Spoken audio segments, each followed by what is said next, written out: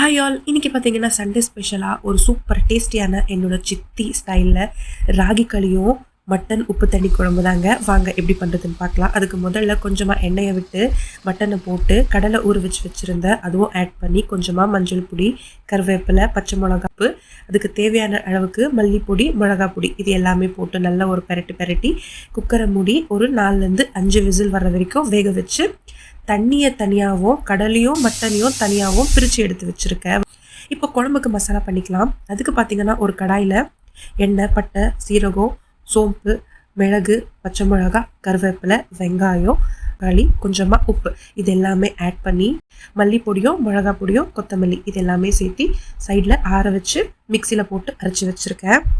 இப்போ குழம்புக்கு ரெடி பண்ணிக்கலாம். கொஞ்சமாக நல்லெண்ணெயை விட்டு சாப் பண்ணி வச்சுருக்கிற ஆனியனும் கருவேப்பிலை, கொஞ்சமாக இஞ்சி பூண்டு பேஸ்ட்டு, இந்த இஞ்சி பூண்டு பேஸ்ட்டு பச்சை வாசனை போகிற வரைக்கும் நல்லா ஃப்ரை பண்ணிக்கிட்டு அரைச்சி வச்சுருக்கிற பேஸ்ட்டையும் ஆட் பண்ணி நல்லா சாட்டே பண்ணிக்கோங்க.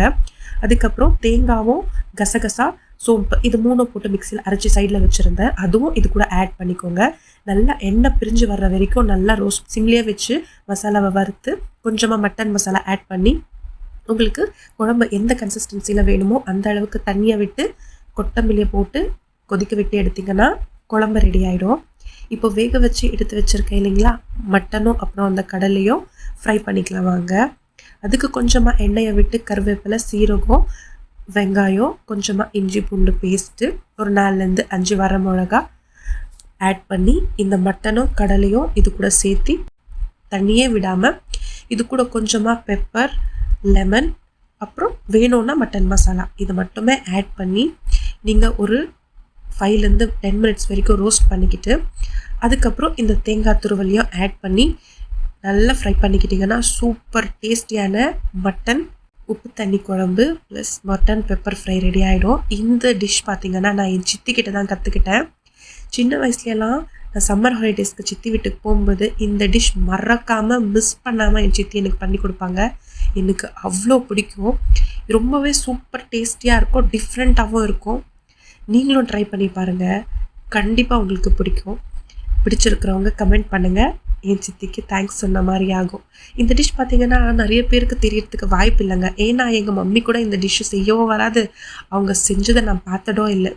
என் சித்தி மட்டும்தான் இந்த டிஷ்ஷு செஞ்சு நான் பார்த்துருக்கேன். மோஸ்ட் ஃபேவரட் டிஷ், ஆக்சுவலி அவங்களோட சிக்னேச்சர் டிஷ்ஷுன்னே சொல்லலாம். இன்றைக்கி உங்களுக்கும் இதை இன்ட்ரடியூஸ் பண்ணி வச்சுருக்கேன். யாருக்கெல்லாம் இந்த டிஷ் தெரியுன்றதை கமெண்ட் பண்ணுங்கள். அப்புறம் ட்ரை பண்ணாதவங்க தயவு செஞ்சு இந்த மாதிரி ட்ரை பண்ணுங்கள். ஒரு சண்டே நல்ல சூடாக ஒரு ராகி களி, அதுக்கு சைடில் இந்த கடலையும் மட்டன் போட்ட உப்பு கறி ஃப்ரை வித் ஆனியன் ட்ரை பண்ணி எப்படி இருக்குன்னு சொல்லி கமெண்ட் பண்ணுங்கள். Thank you all. அப்புறம் மேலும் இந்த வீடியோஸ்க்காக ஃபாலோ பண்ணிக்கிட்டு சப்போர்ட் பண்ணுங்கள். பாய்.